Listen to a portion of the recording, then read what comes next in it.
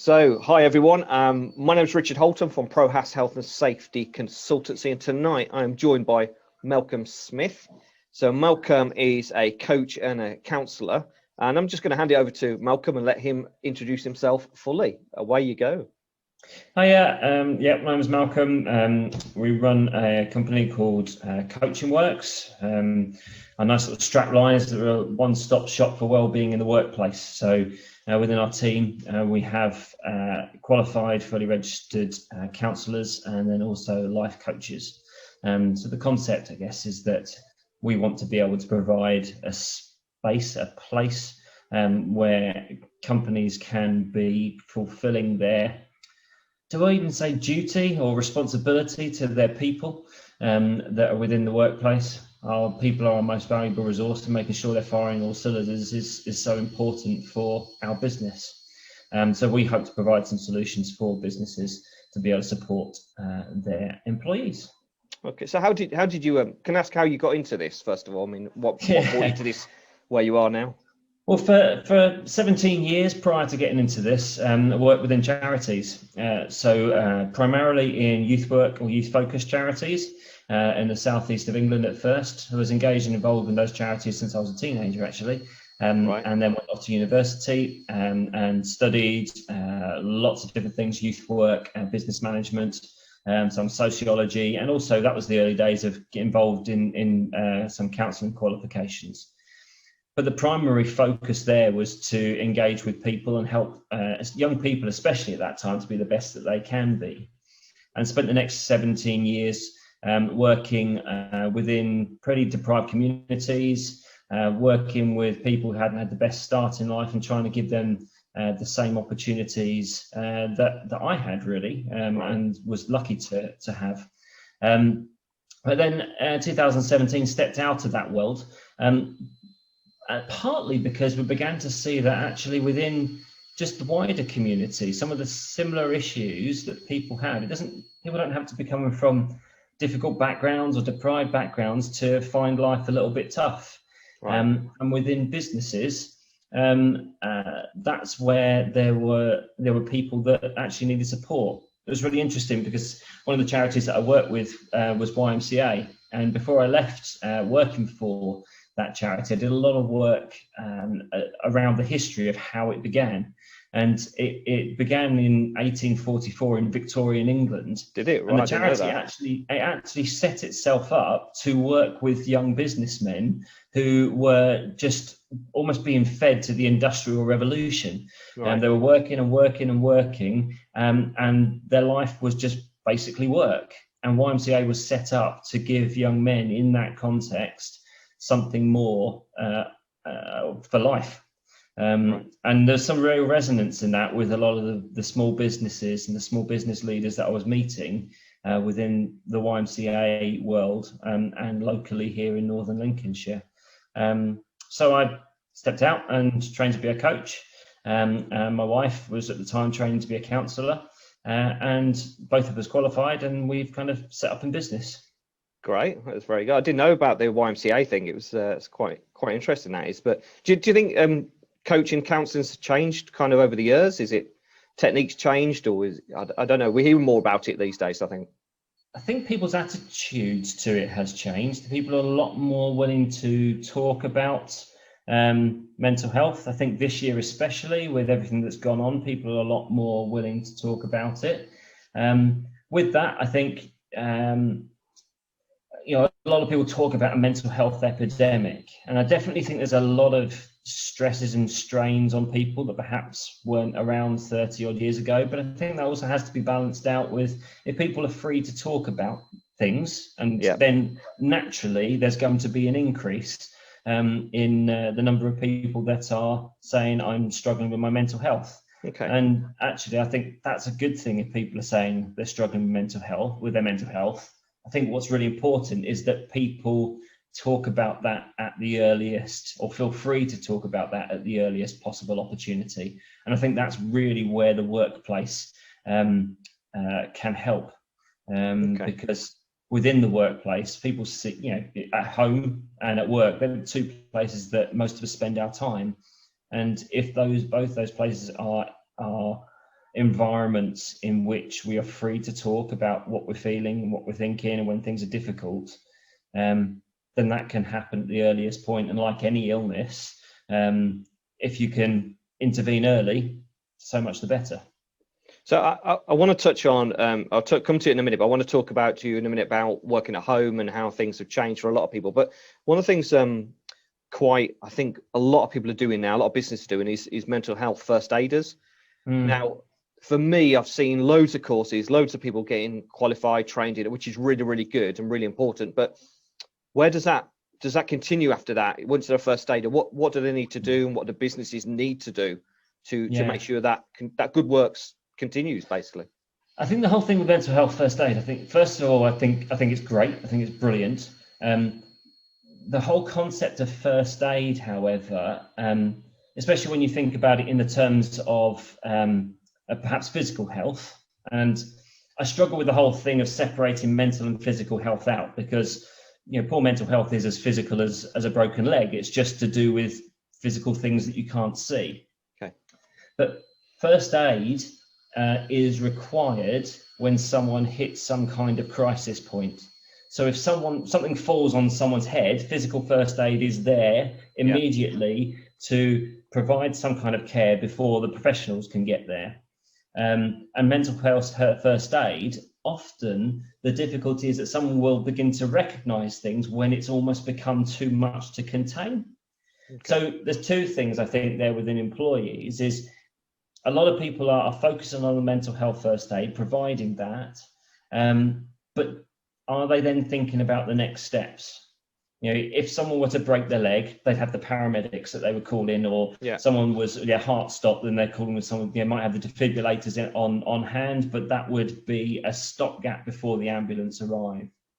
With mental health first aid, there's a danger that employees perhaps are able to identify some mental health difficulties, but often it's at that crisis point. If it comes out at a really late stage, then do they have the professionals on hand to support and really engage with that individual?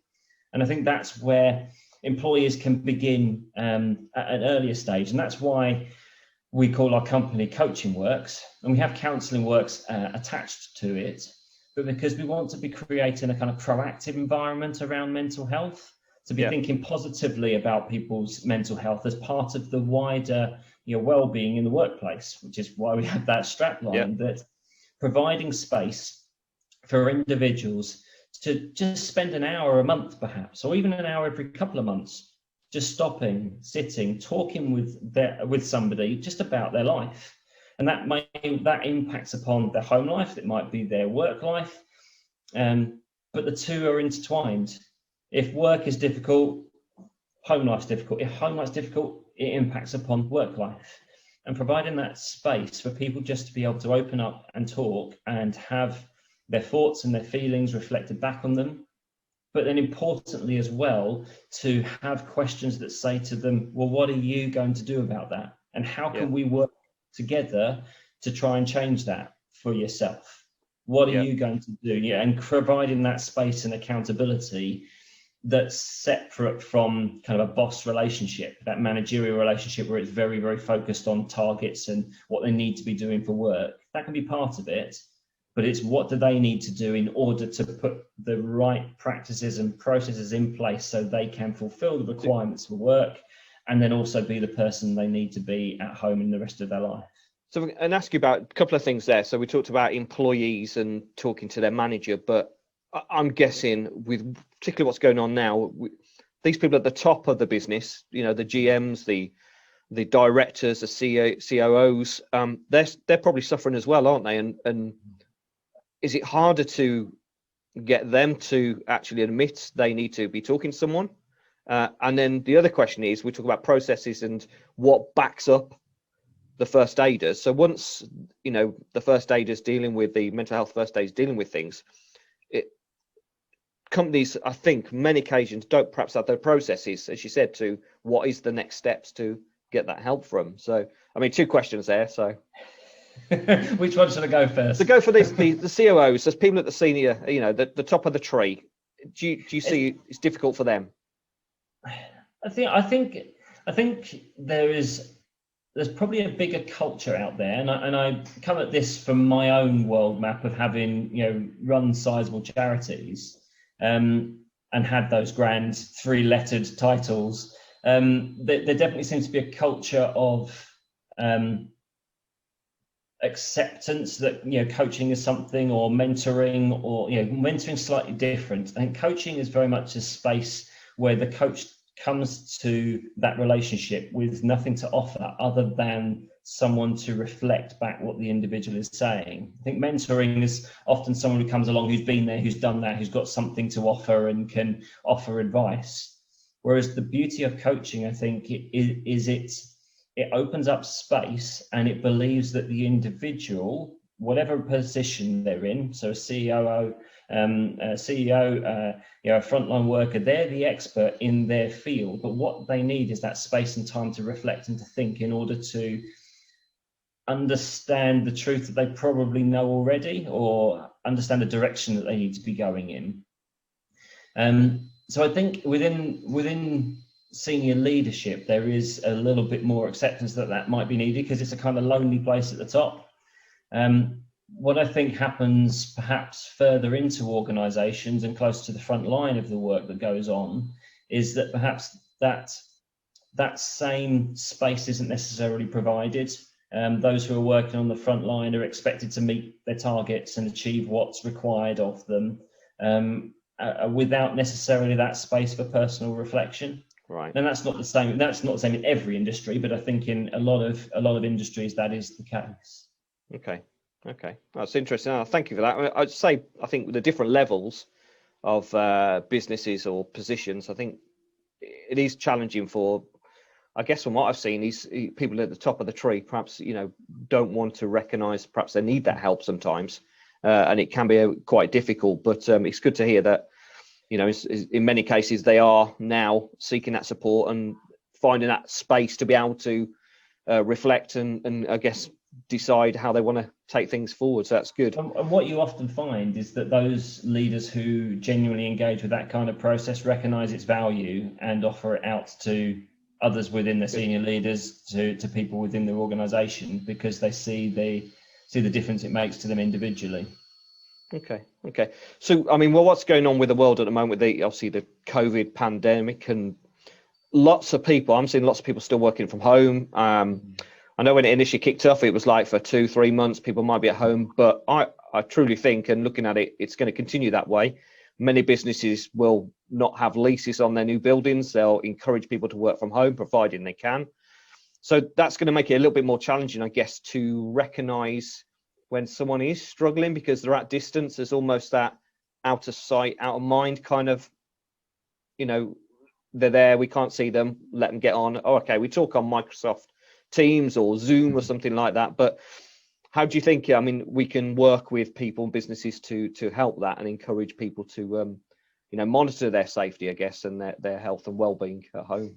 I think there's two avenues. There's the kind of responsibility on the individual who's working at home, but then also from the organisation's point of view to be able to provide a certain level of faith and trust in their employees. So why I say that is, I think when you're at home, you don't necessarily have that same connection with your employees. You don't necessarily know what they're doing from day to day or from hour to hour. I think when you're at home, you need to be able to provide some level of freedom in terms of being able to allocate and allocate their time resource in the way that works for them at home. So trusting their individuals or their employees to get their job done. But I think setting some real clear, agreeing some real clear objectives that need to be achieved within a given space of time, not necessarily on a day-to-day basis, can be a real help, because it allows that flexibility. It allows that space for things that might happen with family, so if there's a family emergency, allows the space for that to occur. If it allows for anything that goes on in the house that needs to be dealt with there and then to be dealt with right immediately.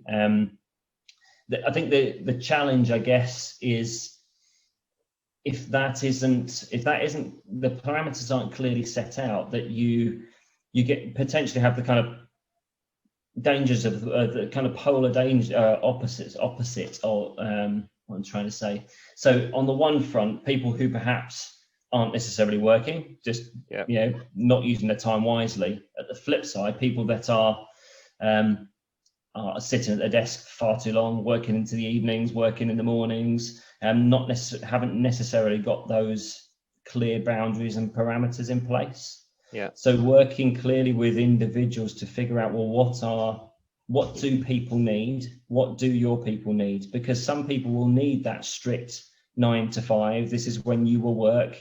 These are the times you will take off. And some people might want those restrictions, should we say, put in place, boundaries perhaps put in place. Other people will need the freedom to be able to figure that out for themselves. But being willing and honest to have that conversation, but not just have it once, have it on a regular basis, which is where things like coaching can come in. And not just for an external organization. Something that we do regularly is to train leaders in coaching, which provides the space for people to be able to learn how to ask the right questions, but also to listen to the answers, to perhaps hear it and understand what their employees are saying or not saying, which perhaps is probably more important. Yeah. I know. I'm from my circumstance. I mean, I'm working at home, and you quite often end up doing loads of hours. You kind of lose track of time. You don't get away from your desk. But I've learned now I need to take some time away, go for a walk, do something, just a bit of time away. Because if not, you can just keep going, and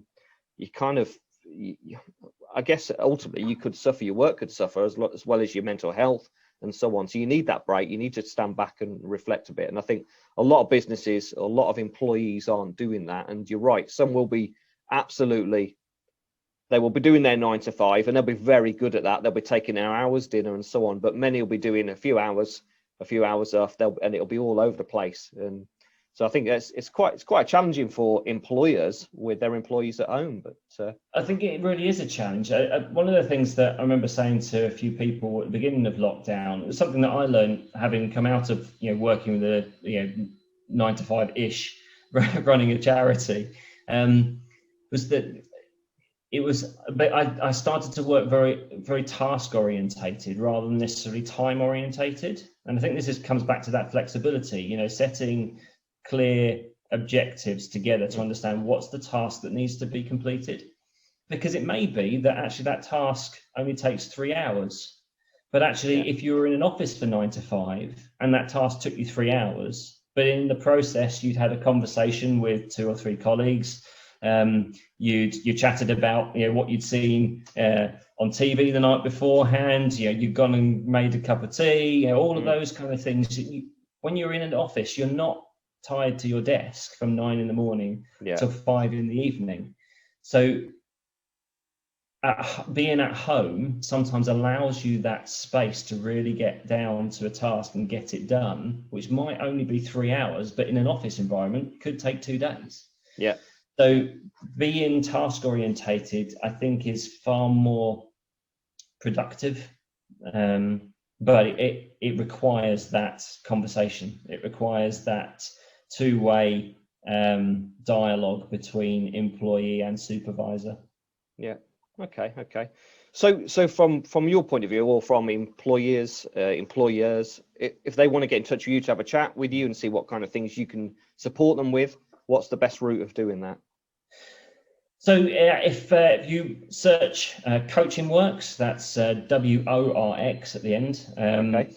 So CoachingWorX or CounsellingWorX, same again, WORX, on the internet, on Google, and then you can find us. We'll be top of the Google list because there's not too many people called CoachingWorX or CounsellingWorX out there.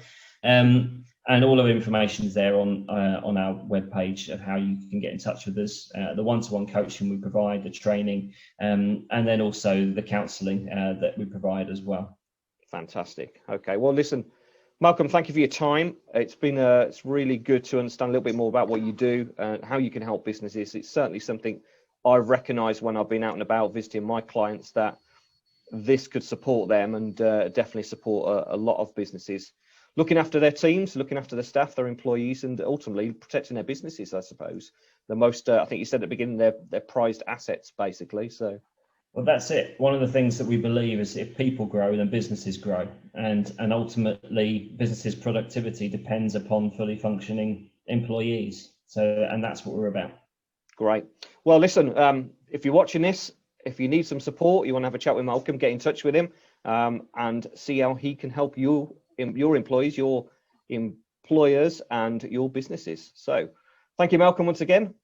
Cheers, And Richard. we'll speak soon. Cheers. Chat. Bye-bye.